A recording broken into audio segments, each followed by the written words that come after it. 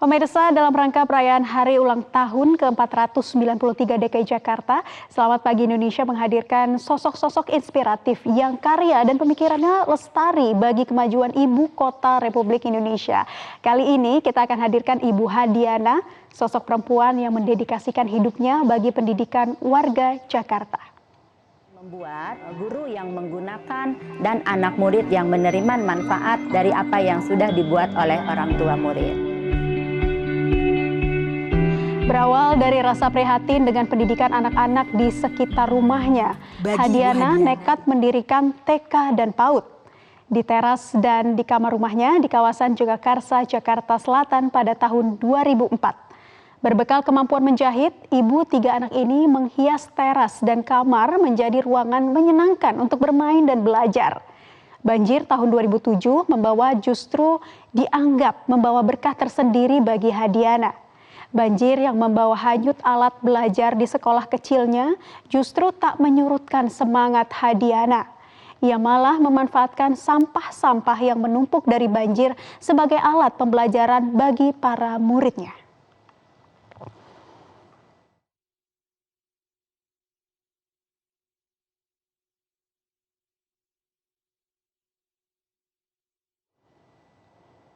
Ibu Hadiana begitu mencintai anak didiknya, tak ada pungutan biaya. Ia mengajar dengan sepenuh jiwa. Demi pendidikan anak-anak di sekitar rumahnya, Hadiana memilih untuk menanggalkan status guru PNS yang ia raih pada tahun 2014.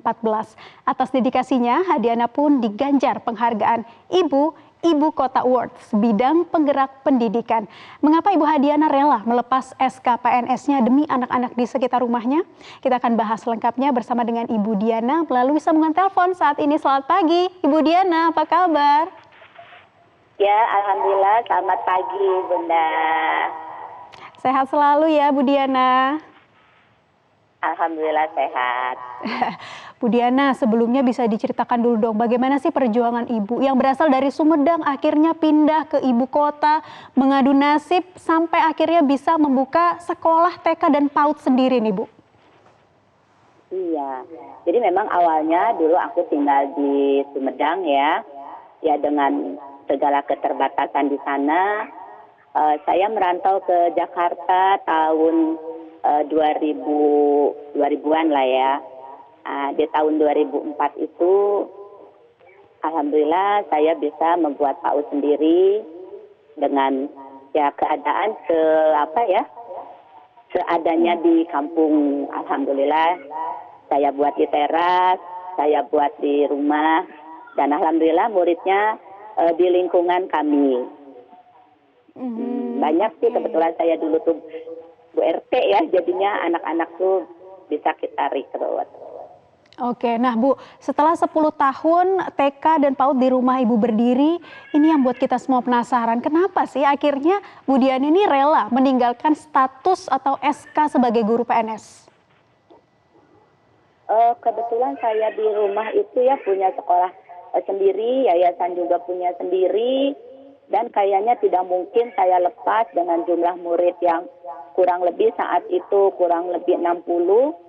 Dan saya di rumah juga mempunyai keterampilan, ada jahitan, ada kegiatan daur ulang.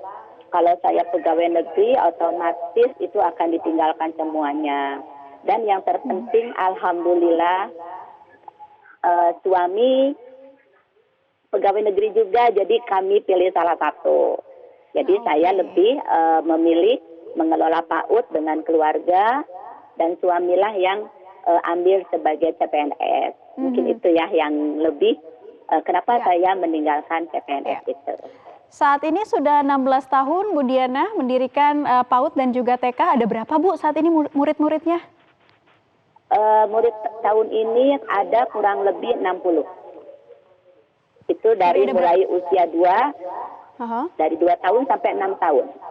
Ada berapa Bu? Sekali lagi bisa diulang? Ada kurang lebih 60, Bunda. Oh, sudah 60, luar biasa. Nah, Bu Diana bisa diceritakan juga nih, dulu apa sih yang terpikirkan sampai akhirnya nekat menjadikan rumah sebagai PAUD dan TK ya, bahkan merelakan kamar dari Ibu Diana?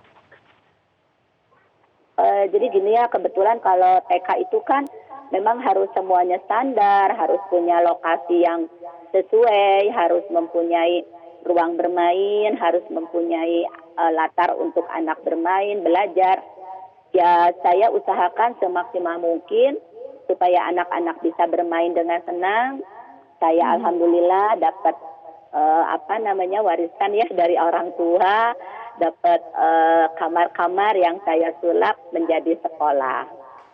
Jadi itu lebih untuk kesenangan anak-anak semuanya. Lebih kesenangan anak-anak, saat ini muridnya sudah banyak. Nah gimana juga nih Bu, dengan operasional sekolahnya yang mengajar ada berapa, siapa saja, dan kabarnya sampai sekarang juga ada guru relawan yang tetap mengajar meski pendapatannya tidak seberapa. Benar Bu? Ya, alhamdulillah saya didukung oleh guru-guru saya, subhanallah ya, yang rumahnya jauh. Tetapi dia memang kita ikhlas ya untuk mengajar anak-anak dengan pendapatan ya alhamdulillah kita nikmati. Namun alhamdulillah juga kami dari pemerintah dapat bantuan. Jadi untuk bayaran SPP tetap ada, cuma kita subsidi silang. Kalau yang benar-benar tidak mampu, berarti itu saya suruh mereka itu membuat kegiatan APE daur ulang, nanti upahnya itu untuk membayar uang sekolah. Jadi untuk operasional, alhamdulillah ya masih bisa tertanggulangi karena memang kita untuk kalangan khusus deh menengah ke bawah. Jadi kita juga yang sederhana-sederhana aja. Iya, jadi bisa juga untuk mereka yang kurang mampu kemudian menukar dengan barang-barang daur ulang ya Bu ya. Tapi ngomong-ngomong soal daur ulang nih Bu, banjir besar tahun 2007 membawa banyak perubahan bagi Bu Diana. Akibat banjir sempat diungsikan ke lapangan waktu itu sekolahnya ya Bu selama 1 bulan. Betul. Tapi juga ini membawa berkah dengan melahirkan bank sampah. Nah gimana ceritanya Bu? Iya, jadi memang untuk tahun 2007 itu saya juga di luar dugaan banjir besar melanda DKI ya, dan TK saya, PAUD saya memang waktu itu saya juga tidak tahu akan masuk, habis memang semuanya dan menyisakan ya sampah-sampah yang subhanallah bukan sedikit itu sampah. Jadi saya juga dengan kader-kader, dengan guru-guru, kita mencoba bagaimana supaya anak-anak itu cepat bisa belajar lagi ya kita ungsikan ke lapangan. Jadi dibantu sama relawan-relawan, kita membuat meja, kita membuat kursi. Itu memang terbuat ada yang dari dus, ada yang dari stiker dari bekas kopi. Karena kebetulan dulu saya dapur umum, RT juga, Bu RT juga, jadi ya apapun saya sulap menjadi berbagai macam APE dan bisa dibuat oleh ibu-ibunya juga sangat membantu. Mungkin itu ya. Menjelaskan kepada anak-anak nih Bu ya, menjelaskan kepada anak-anak usia TK dan PAUD tentang kepedulian terhadap lingkungan dengan ikut tergerak membuat bank sampah, ini seperti apa yang selalu Ibu berikan? Kalau saya itu lebih ke orang tuanya dulu yang kami kasih pembelajaran untuk daur ulang, dan anak-anaknya pun kami biasakan mempunyai bank sampah mini ya di kelas.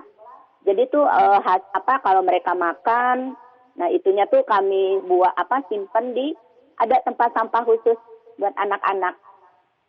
Jadi kita itu balance ya, sinergi antara orang tua, guru dan anak. Jadi mereka pun memahami manfaat dari sampah kalau sudah jadi sesuatu.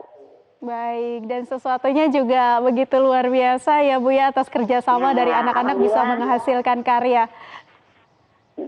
Bisa dijual juga loh Mbak. Ya itu dia, bisa dijual dan bisa ditukarkan ke uang untuk membayar sekolah.